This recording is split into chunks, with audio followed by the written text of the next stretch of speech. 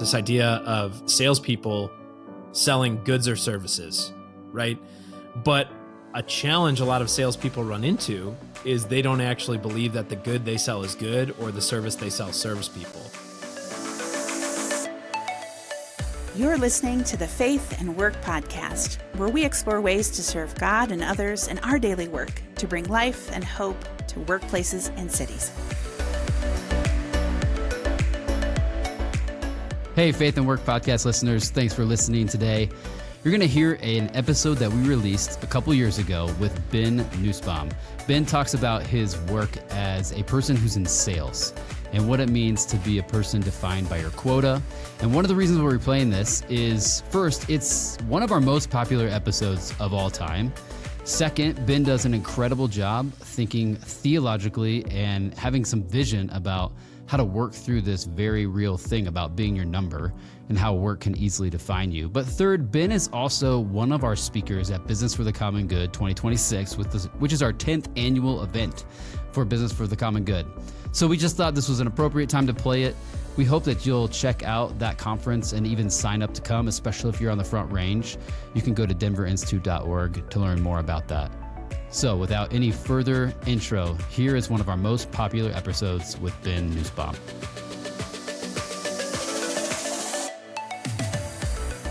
Hey, welcome to the Faith and Work Podcast. I'm Joanna Meyer, your co-host. I'm here with Ross Chapman, the CEO of Denver Institute for Faith and Work. Hi, sir. Hey, Joanna.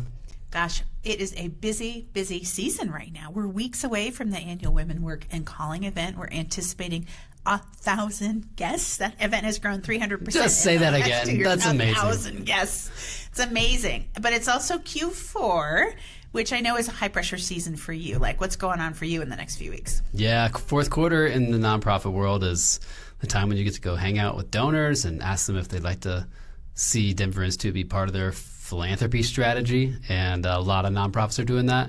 So it's actually a really fun time for me. I love connecting with our donors because they have amazing stories to tell. They have often done a lot of intentional work on integrating their faith in their work. And so we get to learn a lot from them. And it's a joy to spend that time with them.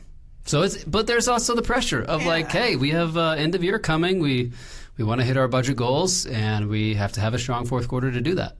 Yeah, I think of our listeners, some of whom may be working for nonprofits where they feel the pressure to meet budget by the end of the year through fundraising, or folks that are working in sales where January 31st rolls around and they have a very clear metric on if they've measured up to expectations that year or not. Or we all have some form of quota in our life. I guess most people would, even if you're like a junior high principal and you have 6 seats to fill in May before the start of school year in the fall. Like, that's a real sense of pressure. You have to meet that clear, tangible goal or your kids are going to be hurting in the fall. Yeah, it kind of goes to that kind of performance thing that goes along with every job. You know, there's expectations, and here's what we hope to create or produce, and have to reach these goals in order to get to what we want. So, it's a reality of the work that we do each and every day.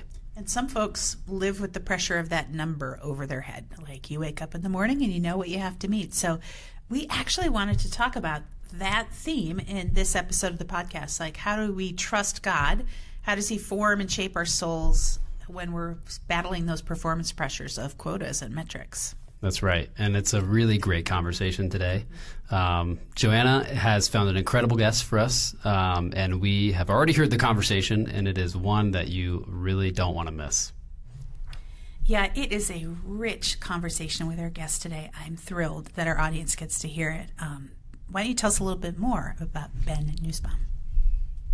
Ben Nussbaum works full-time as the VP of Sales at OnCenter, which is a management consultancy that brings human-centered design to business strategy and organizational change processes. And he also serves as Associate Director of Faith and Work Chicago, which is a ministry of Holy Trinity Church and leads efforts to build intentional Christian communities in the city. He's passionate about training people to practice the way of Jesus in their neighborhoods and workplaces. We are so glad to have you on the podcast today, Ben. Hey, could you just kick us off by telling us, I gave you what you do, but what does it actually mean that you do? What do you do, and how did you get into those roles? Yeah, even as you were saying it, Ross, I was like, is that actually what I do? No, the shortened version of what I tell folks we do is we help businesses solve expensive problems. That's the easiest way of simplifying what we do. I myself do not have a background in consulting, so there are people who would probably be able to explain what we do with more technical expertise. But the gist of this conversation, what I happen to do for the business is I just sell it. And so we work with business owners, business leaders on like big challenges that they're dealing with. I just get to have the conversation beforehand and then fly away as soon as a contract is signed, which is kind of nice for a salesperson. So that is nice. Yeah, that's my Very vantage cool. point into the business. Yeah. Super awesome. I'm always curious about how people get into the work that you do, because you're living this hybrid life where you're working in this ministry context, doing faith and work, and you're also being a salesman. Like, what were some of the ways that God shaped you and led you into this?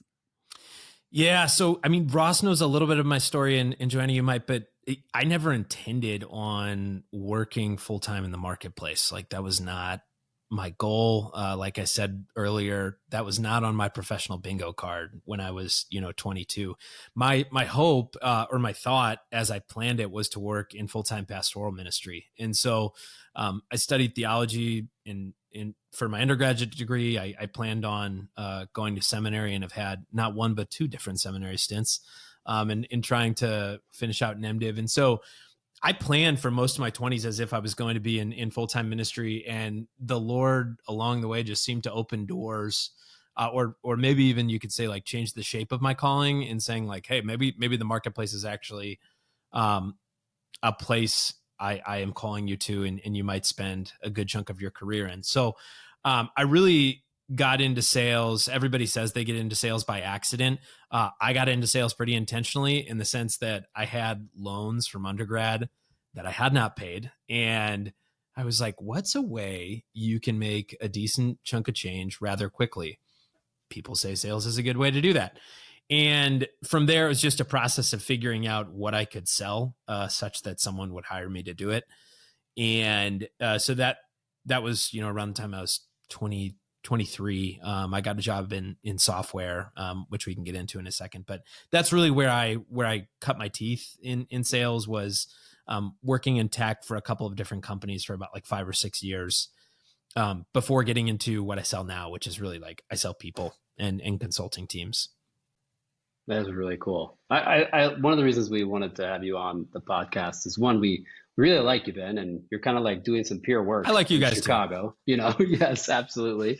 But also that has given you some theological vision and imagination for a role in company. Every company has to sell their thing. It's a service or a product. They have to match it with the right customer. But also sales kind of has it can have a negative stigma at times. And you've been very thoughtful in the way you've communicated about that. And we just really excited to have you come and share about that. So maybe just getting us started, what has been a challenge that you've encountered from a faith perspective, just being in a sales role? There are a lot that you could choose from. I think so. You use, Ross, just a second ago, you used the phrase products and services. The one that I point to that I found to be a challenge early on in my career was this idea of salespeople selling goods or services, right? But a challenge a lot of salespeople run into is they don't actually believe that the good they sell is good, or the service they sell serves people. And so what do? Then you face this internal conflict of, the way that I am to produce an income and a living for myself and my family is contingent on my ability to sell this good or service that I actually don't think is beneficial for the person that I'm selling it to. That to me was one of those moments, of those quandaries early on where I was like, that can't be right, or that doesn't add up. How are we going to ask followers of Jesus who happen to be salespeople in the marketplace do their jobs well when that kind of dilemma is weighing on their conscience? And it creates like a real day-to-day angst for salespeople who are like, I sell this thing, we market and sell it as if it solves world peace, but it really just like changes one aspect of a person's daily workflow. How And I don't feel great about that. I don't think this person needs it in the way that we're saying they need it. And so that for me just begun a process of a lot of side conversations with like friends, folks at church who also worked in sales, just like, how do you guys navigate this? Because I could probably sell more of this if I market it as we solve for world peace. But sometimes I'm in situations where I actually don't think a customer needs more of what we do. So like, it was really just a crowdsourcing to my peers in my community of how do you guys navigate this? And then that began a broader exploration of like, what might a theological imagination of selling look like? Because I don't think there's a whole lot of training in that regard. Yeah, it's so important to acknowledge that while there are folks in a more traditional or obvious sales role, so many people sell in the context of your job. If you're a nonprofit fundraiser, you're asking people to give or invest their money in for a specific return, either seeing mission move forward or the satisfaction of giving. If you're in pastoral ministry, you're selling your products. You're trying to get people to sign up for community groups. So that idea of persuading people to give in response to a perceived benefit, like we all do that. Mm-hmm. And so getting comfortable with that process is really important. And, some people stink at it because they don't like that kind of human dynamic of trying to persuade people. Tell us a little bit more about what, just like you said, like a theology of selling. That's fascinating. Yeah. So, you guys are in the faith and workspace. I've spent a considerable amount of time in the faith and workspace. And what I found was the conversations were still like 20,000 feet over the ground. What are the real life flesh and blood circumstances where I am asked to work something like a theology of the incarnation or an understanding of sanctification? Like, what are the circumstances in my life where that actually works itself out? And so, for me, for example, a situation that I had, I worked at LinkedIn for a few years, and I had a customer that I was not totally forthright with about our product, and it ended up costing them like thousands and thousands of dollars. And it was my fault. Probably because, like I was saying earlier, like I was interested in selling them this contract because it would mean X% for my quota, which will equal Y payout. And it was really humbling because actually the buyer that I was selling to at this particular customer was a Christian. And they shared with me like, hey, this was harmful for our business. Like this is hurting me. This is putting me under pressure in my job now. And it was a moment where it like fell upon me like this weight where, okay, this is the reality where I'm actually like to practice reconciliation, or I actually have to ask for forgiveness. And not only that, go confess to my manager and my director in a secular work environment. I feel like I sinned against our customer here. Like, and I don't know if I said it that directly, but like effectively that was a moment where I had to actually practice a lived out theology in a way that wasn't, relegated to just sound bites or nice cliche trite phrases of like, just be salt and light in the workplace. It's like, all right, that was a moment where I had to, actually do that. I had to actually practice a principle, that was quite hard for me to do. And I think sometimes we just can't quite envision what those moments are in our work days, but then they're thrust upon us and we're like, yikes, now I feel uncomfortable because I don't know what it looks like to be a practicing Christian in, situation A, B, or C.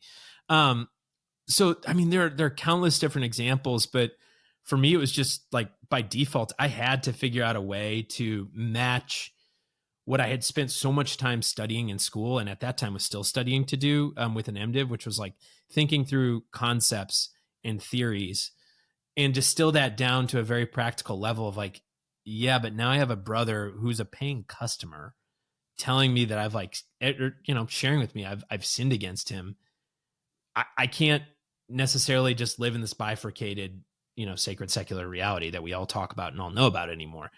my workplace is the arena now where I'm actually called to live out the calling that we've been given to be practicing disciples. So I think that answered the question, Joanna, but like I could riff on so many different examples. That was just one of the first ones that made me think, gosh, I need to like actually map this out in a bit more of a systematic way for myself. Yeah, well, maybe this didn't happen, but putting you on the spot, so you're working at LinkedIn, you're I assume not super high up in the org, but you're selling these products to people. Like maybe you don't have a lot of agency to change the product. Like what did you do with this conversation next? Or did you go back and say, I'm going to do the next conversation differently? Like how did that work itself out once you kind of had that realization of how this impacted them? Yeah, that's a good question. I think part of the question, Ross, is like, how do we affect change in our organizations when we're like in these potentially low ranking? Like I was an individual contributor on a sales team. I didn't have the authority to like really make everything right in that particular instance in the way that I could have if I were, a leader or whatever. And a couple things come to mind. One is there's this line. I don't know if you guys ever read C.S. Lewis's space trilogy, like the Paralandra trilogy. It's really good. And one of my favorite lines from that book, one of the characters says to another, like, be comforted in your smallness, small one. He lays no merit on you. And so I think even as an individual contributor in these like seemingly, low profile positions in our companies, we can be comforted in what God has called us to in the smallness of scope, even if it may feel miniature compared to, someone like the two of you who are, in these big positions of leadership and getting to guide and steer how people think. I think God will work through and honor the smallness of scope you may have. And getting back to this particular instance, I remember actually like then sharing with some of my coworkers, again, who weren't Christians, hey, like, this is really embarrassing. This is something I did. I messed up. Effectively, I'm like confessing with them. And every single one of them like laughed. Ooh. And they were like, it's really refreshing to hear from you, someone who we know to be a Christian, like sharing where you messed up. Like, and out of all the quote unquote evangelistic conversations I maybe had with my colleagues over the years, it was those moments of weakness or failure and actually sharing that had the greatest efficacy in terms of like bearing fruit or further conversation with those folks, which was also a light bulb moment for me of just realizing like, yes, we want to be excellent in our work, but it's also our ability to own our failures and communicate why we are okay in light of those failures that actually has the opportunity to minister to our colleagues. That's good. My brother-in-law is in sales. He spent decades of his life. He's actually bivocational too. He's a church planter and he's worked for decades of his life in audio visual sales. It's not glamorous stuff. And yet it's amazing. You could walk through major entertainment spaces or hotels in our community and say, oh, Rich did the contract for that. And it's been fascinating. At times it's been direct sales as an AV installer, and he's been on site making sure the installers do it right. And now he's for a mid-level distributor. But what has been fascinating is watching him carry the weight of meeting a quota with the reality of selling. Because I think just kind of like you said, there can be a pressure to oversell or to sell the wrong product to a person. And so I'm wondering, like, how do you navigate that when you know you have a number to meet and yet you want to have integrity in how you're selling? And as like a card holding Enneagram 3, this can be quotas can be a pretty ruthless cycle because it produces one of two realities for a salesperson. Either A, you hit your quota and you are celebrated for it. They send you on trips, they pay you more money, they announce in, the company Slack channels, hey, Ben did his job, he crushed his quota, this is what he did. So when you're winning, it's reinforced to you, you did this, great job, you are the master of your fate and the captain of your soul, you crushed it, you did it. Then on the flip side, if you don't hit it, it's this ruthless cycle of you could have done more. We need to see more from you.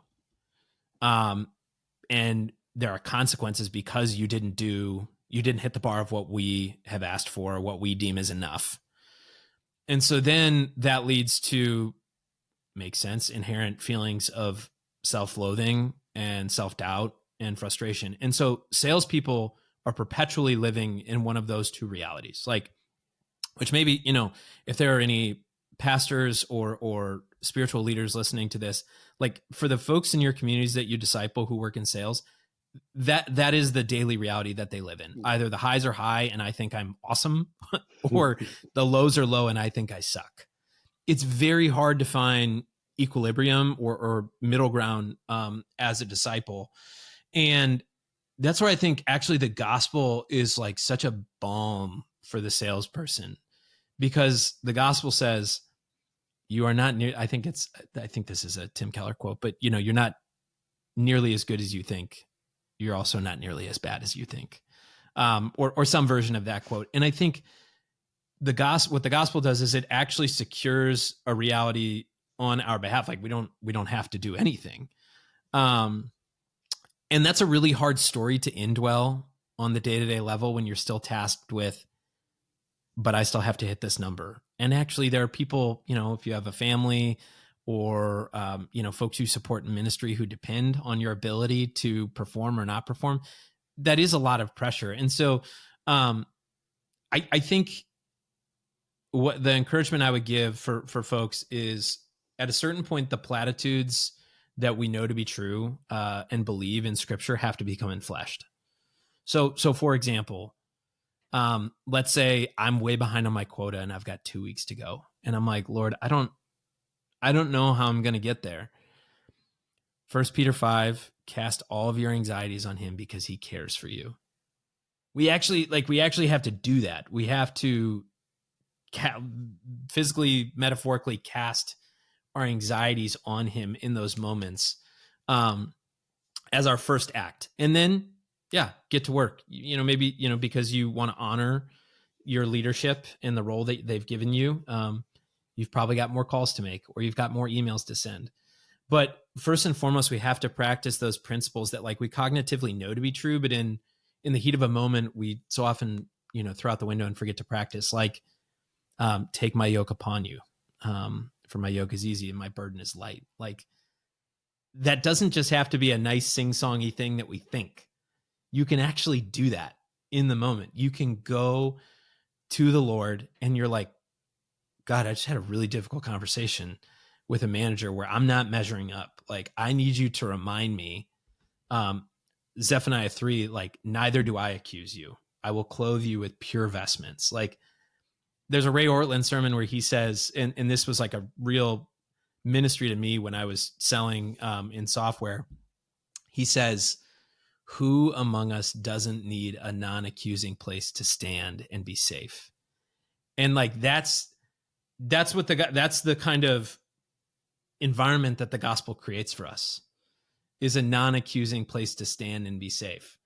So that's the way that the gospel is a balm for the salesperson when they're not measuring up, but it also is convicting in those moments when you're really performing. The gospel is it takes corrective measures to tell you that this is all a gift anyway. Who gave you your intellect, your ability, the list of accounts that you happen to call on for a given year? The Lord's sovereignty and provision for you. If you actually just take a step back to think about it, it's actually quite overwhelming. You brought abilities and skills and intellect to the table, but the Lord gave it to you. And so that's where I think the gospel for the salesperson who's trying to hit a quota and actually is hitting their quota, it's a healthy dose of reality, a sobering reminder that this is my Father's world. The earth is the Lord's and the fullness thereof. So I'm merely participating in what he's already given me, which is I found it's such a joy at this point because, I know that those moments of failure are going to come, and I don't necessarily preemptively feel the condemnation that I once felt when I was younger in my sales career, although I do sometimes still feel it. So follow-up question to this is one wonderful input and you've gone to the scripture a lot to find out what does God really say to me as a salesperson or a worker. How are you practically reminding yourself of those things? Do you do something like put a verse on your computer screen so you can remind yourself, or do you, is there a workplace rhythm that helps you keep those things front and center in those hard moments when it's not going well, and even in the really successful moments where you can reflect? Yeah. Good question. I'll get to the scripture piece in a second. I think the first suggestion I would give of how do we actually practice spiritual disciplines and spiritual formation in the workplace, the one that has been such a lifeline for me has been prayer, and expanding my vision for how easily God can be accessed in prayer in real time. I think there are a lot of working Christians that think prayer can only be effective when it is in the specific slot that was allocated for your quiet time that morning. And if you've happened to pray for all the things that you should pray for first, then when you get to your work, then and only then will God hear it. That's just not true. We know that He is a God of seeing, He is a God of hearing. And whether it's in between meetings or before I hop on a call, or maybe I need to step out of the office and go for a walk and just talk with Him, how easily our God can be accessed in prayer. It's one of the only things that makes sales, at least for me, tolerable. Because to be honest with you, the job is really hard sometimes, and it really stinks sometimes. And to know that I can go before the Lord and present my request before Him, as Philippians 4 says, which actually has a positive effect. It says the peace of God, which transcends all understanding, will actually guard your heart and your mind. That's what I need, in the day-to-day when I'm hopping on sales calls with customers. I need peace of God that guards my heart and my mind. And actually the way that I access that is by putting my request before Him. Which is maybe a long-winded way of saying, I hope that more working people, and particularly more disciples of Jesus who work in sales, spend more time in the day-to-day moments praying, asking God for things, presenting requests for things. Because that was something that I didn't quite understand as a younger person in sales. And, as I've gotten older, I think I've realized, wow, okay, the Lord hears. He hears this. Secondly, this is much more tactical, Ross, but I kept a note, for a long time, probably still have it on my phone, which is upstairs, of pieces of scripture that just remind me of truths about myself. They don't have anything to do with selling. They don't have anything to do with, big, grandiose concepts or realities. It's just brief, simple reminders of here is who you are, and you're what you're standing before God is. And so in hard moments, I would literally just read that note to myself. I would have to preach to myself in those moments. Okay. Like I was saying earlier, neither do I condemn you. The story of Jesus, and the adulterous woman, just being reminded that if I don't measure up to someone else's standards, the words of Christ are such that neither do I condemn you, or behold, I'm with you always, even until the end of the age. Just reminding myself of those truths and having those listed on my phone. Really simple, but I needed that reminder. I needed to preach that, to myself in those moments. Hey, I'm Luke. And I'm Samantha. And we're donors to Denver Institute for Faith and Work. As entrepreneurs, our work can often feel all-consuming. The Denver Institute for Faith and Work has helped us to think both critically and theologically about how our business is impacting our workers and the communities we are a part of. As Denver Institute pursues its mission to prepare people to serve God and others through their daily work, we look forward to the impact it'll have. This can't happen without the support of this community. If you've been encouraged by this conversation, or if your life has been shaped by Denver Institute, we encourage you to join us in giving to this mission. To learn more or to make a financial gift, please visit the Give page at denverinstitute.org. I knew I was excited to interview you, Ben, but then to just hear how you so thoughtfully apply the foundational truths of Scripture to the reality of your daily working life it's inspiring. I think a lot about ministry leaders who may be listening to our conversation today. And I think at times it can feel like speaking to their people about work is an add-on, like they have to do an entirely separate lane of programming, like, and now we're going to do work, faith and work. Mm-hmm. And what you are reminding me of is all of these foundational truths of Scripture, these core, theological principles, they all speak into work. It's just a subtle inclusion of work, or like tipping over into including work in what you're doing. I think about our ministry leaders, and they long for people to experience Christ more in their daily lives. And so that little connection into work, constant references, learning what your people are experiencing, if you have salespeople in your congregation, is a huge part of that. But I'm wondering if you would speak a little bit to a ministry leader who might be listening of like, how do you move in this direction so you don't feel like you have to start this whole faith and work initiative, but work becomes a fundamental discipleship principle for how you're doing ministry? So, good question. I think where I have felt frustrated with faith and work programming as a congregant, now again, I have it from the vantage point of somebody who leads faith and work programming. As a congregant, I often felt like it was too reductionistic. Like the way that we would talk about quote unquote faith and work was far too reductionistic, which is maybe the positive spin on that to a ministry leader is your people can handle some of these big topics that you think about all day, every day. What you learned in seminary about, let's just say, for example, soteriology and salvation. Your people can handle that doctrine, and that doctrine matters. There's a reason doctrine is doctrine. But the task that you have is figuring out and partnering with your people on how do we make this make sense?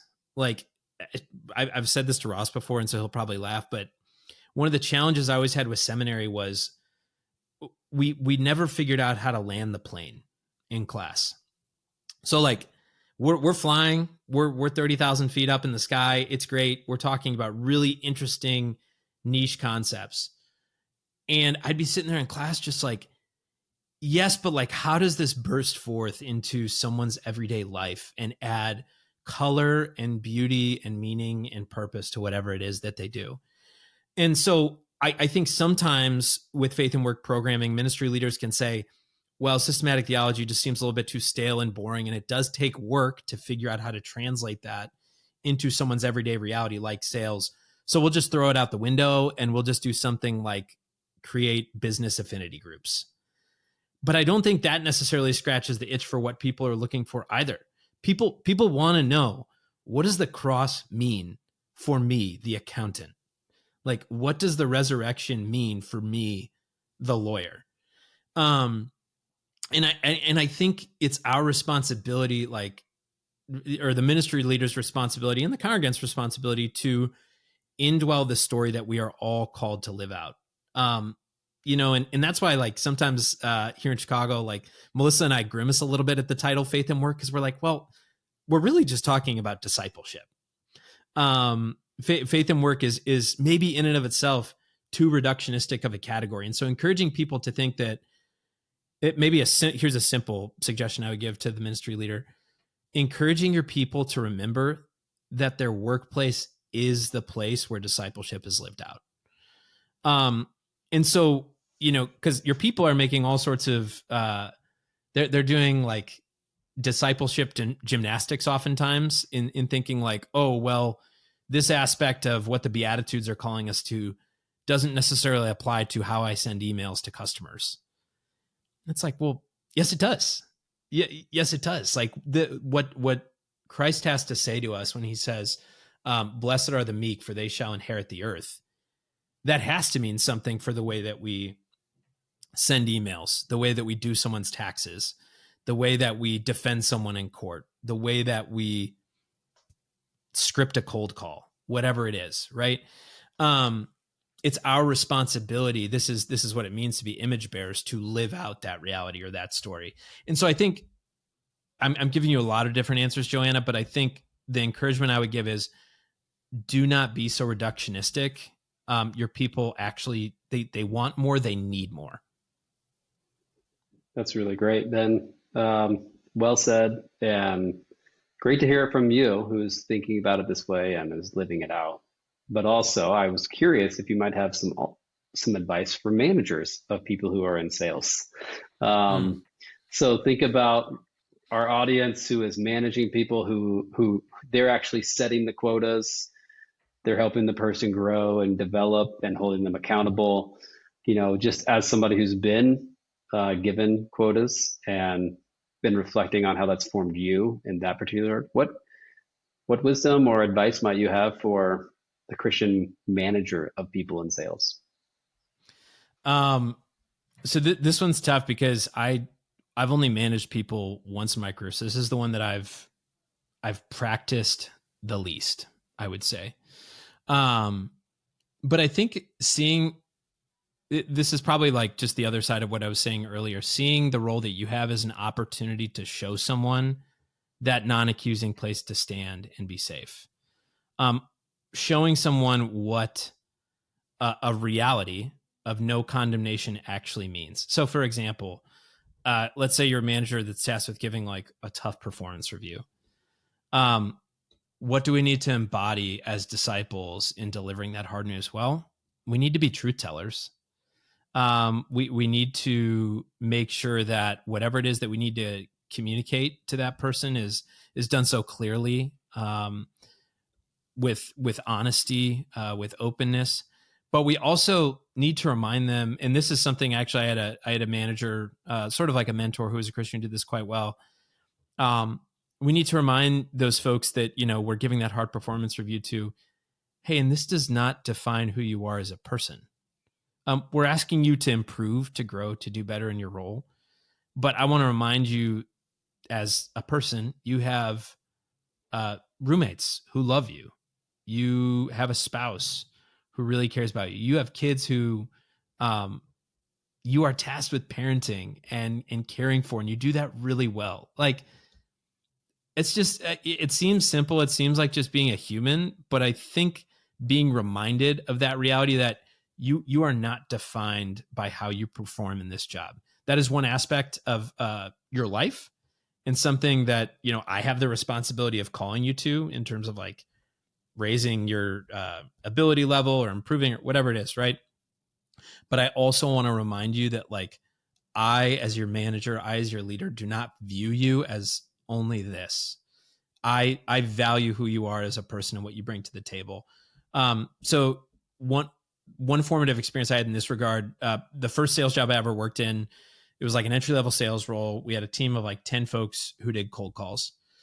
And something my director did, which was really moving, like, she just took the time in front of the whole group to go around and say, here's what each person is uniquely good at and how it makes our team better. And it was like a really simple gesture. But you could see in that moment how much like purpose in miniature it would give people who we knew were like struggling. In sales, it's no secret when folks are struggling, you see it on the leaderboard. And yet our boss really dignified the work that those folks were still doing by saying, hey, and Jamie, you're still really good at, like, you're really good at this, and this has improved our process as a team, the way that you've shared this. Or, hey, Ben, you're really great at writing emails, and that has benefited our team's ability to secure more meetings with people, or whatever. So I think how does that live out the gospel? That's dignifying each person's uniqueness. Every person has inherent worth, and not just general worth, but unique worth. Like, the Lord created us each uniquely. And so I think leaders have a wonderful opportunity in being able to bless people for who they are uniquely, and to remind them of that even in the midst of failure or shortcoming. Mm. Ben, I'm wondering if you could speak to the actual product you're selling. So you're with a consulting company, and we have a whole lot of consultants connected to Denver Institute, and they often talk about just the emotions and like the reality of that kind of work. Elements like you can oversell the promise of actual change that you can deliver for a client, or you can spend every day of every week designing PowerPoint decks or reports that an executive will get and just toss in a drawer and never apply. There can be a real sense of futility there. Yeah. And I'm wondering, how do you approach consulting, even though you're not on the front line consulting, you're with the company? How do you approach consulting in a distinctly Christian way? Yeah. I mean, I'm sure, Joanna, in those conversations you've had with folks that are part of, the Denver Institute's programming who work in consulting, like you've probably heard them say at least once, like, this client either really hates me or I really hate this client, right? That just is like, unfortunately, that's a generally true encultured norm of consulting.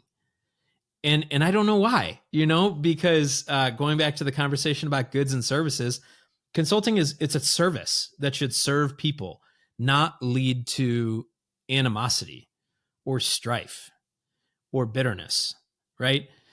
And somewhere along the way, I think the consulting industry lost its way in that regard. Everything became so value driven, so bottom line driven. What will save the most amount of dollars or create the most amount of dollars the quickest? That the real human element of what it means to work or be in relationship with one another in a professional setting was completely discarded. And so part of what we want to go to market with as a firm is saying, actually, we hope by the end of our time working together, it's the opposite. We learn to love one another. Like the task of Christian discipleship is love. The object is love. It's not like work is some exception to that just because business books say like you can't be friends with your customers or whatever. So our firm wants to go to market with this idea that we genuinely want to care about the problems that you have. And we actually think that we can sell you something that is more cost effective, more timely, and will actually honor your people in a way that another consulting firm, which may have more proprietary knowledge and more resources, will bring to the table.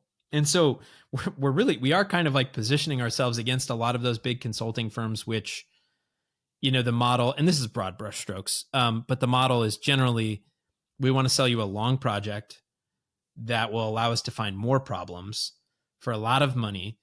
And you probably won't ever get our most senior personnel on that project. You'll get like our most junior analyst will be tasked with this whale of a problem, and then everyone's upset.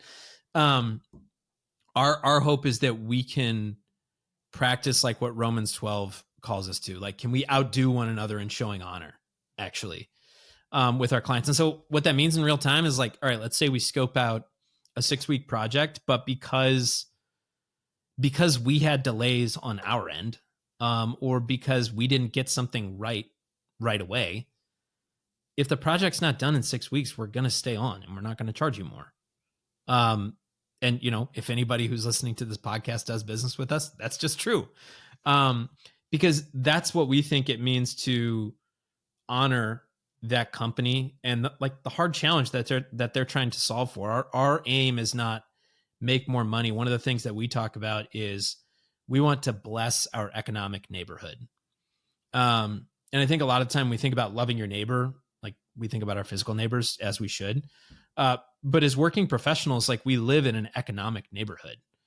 And so the clients that we work with, the partners, the vendors that we align ourselves with, that is our neighbor. That is who I'm tasked with loving. Not the way of Christ is not, how can I maximize profit off of this person? In fact, there's actually quite a few biblical passages that warn against that very thing. So I think, and let me say this caveat too, that's really hard for me to consistently live out. I'm a salesperson. I am measured on how much business I bring in.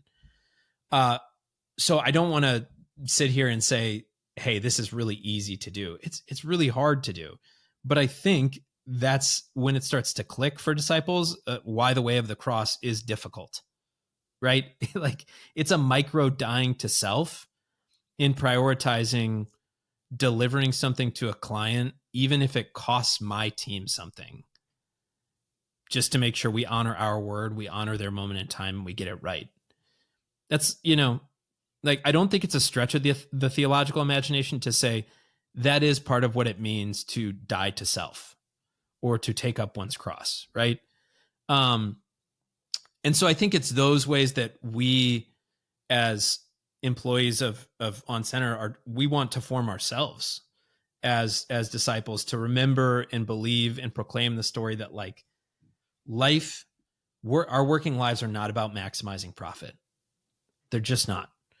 And it could be really easy for us to play that game. In fact, like, we'd probably be a bigger firm by now if that was our aim. But it's not. And so I think that's, for the consultants out there listening, I see you. My dream for our firm is that we can be a place where people who work at these firms and say, I hate my job, I hate our clients, I hate my life. Like, what if there was a reality where your skills could actually be used in such a way to bless your economic neighborhood, and not like, and this is very praxisy language, but like extract. We don't, we want folks to be able to say, hey, my work actually has some redemptive material potential. Super well said, Ben. Really appreciate you taking that time to reflect with us and share just a little bit of your insights from the practical work you're doing in sales and how this conversation really applies. So thanks for being a great example and articulate in how you're doing it. I love that concept of your economic neighborhood. It reminded me of Martin Luther's quote about, God doesn't need your good works, but your neighbor does. And that is where many of our neighbors is our economic neighborhood. Yeah. Shoot, you guys, I shouldn't be teary on the other end of the mic. I just am, when I have rich conversations like this about like faith and work, and just the privilege of sitting with you, Ben, somebody that has thought so deeply about this, like, you just realize it's the reality of the work of Christ lived large in our world. And there is so much good that could come of more people understanding that. So it's just like such a gift, and just moving to invite more people into that. Yeah. Well, thanks for taking the time, guys. One of the things I think I've learned the most through how I've been formed in my workplace as a disciple is through this concept of like being a failure or losing. What's interesting is that we're allergic to that in our workplaces, and yet that's what the gospel calls us to. So one of the stories I always think about is, and this is like Jesus entering into a professional setting, in Luke 5, when he calls the disciples to become fishers of men. They're in their workplaces, right? And what's interesting is it says they were mending their nets, which means they were washing, I think it was they were washing their nets, after having caught nothing, it says, which means they had failed. Like, they had not done their job. They came home from a night and they had nothing to sell, nothing to offer their families. And something that's always brought me great comfort is the fact that it's at that precise moment where Christ says, now you're ready. Come, be a fisher of men, be my disciple, follow me. And so for anyone in a work setting who is like those disciples all those years ago, you're like washing your nets. You failed, you had a crappy performance review, you didn't hit your Q3 quota. Like, I don't know what it is. Christ takes the failures and those who have lost much and makes something wonderful out of them. And so every time I miss a quota or don't hit a deadline or I don't measure up in my job, I'm reminded that God shows what is weak to shame the strong. It is the power of God that's made perfect in my weakness. So be weak, be comfortable with losing. It might mean that God is ready to use you. So that's my encouragement in parting, because I know a lot of us are probably feeling like failures or feeling like we lost much in our work lives this week. Well, that was an incredible conversation with Ben. One of my favorite things about it was so practical, especially for those of you who are actually in a sales role. I'm sure you related with so much of what he experienced and what that actually feels like. And so for the rest of us, how do we be that thoughtful and reflective on how the work we do is shaping us? So that's our takeaway for you this week. Think about what that looks like in your everyday work, and can you do some of the work that Ben's done in his role, where you're reflecting on that. And then we just want to point out that Ben Nussbaum does an incredible job on LinkedIn, so we're just going to give him a shout out. We think you should go follow him, connect with him on LinkedIn, and he does an awesome job just posting reflective comments like you heard today on the podcast, so please do that. And then lastly, just a personal invitation for you to join us at Business for the Common Good, March 7th, 2025. It's a Friday. We're very, very excited. The theme is wisdom this year, because what we need is wisdom, not knowledge, just like you heard today. Thanks for joining us. If you've enjoyed this episode of the Faith and Work podcast, please subscribe, leave a review, or share it with a friend. The Faith and Work podcast is produced by Denver Institute.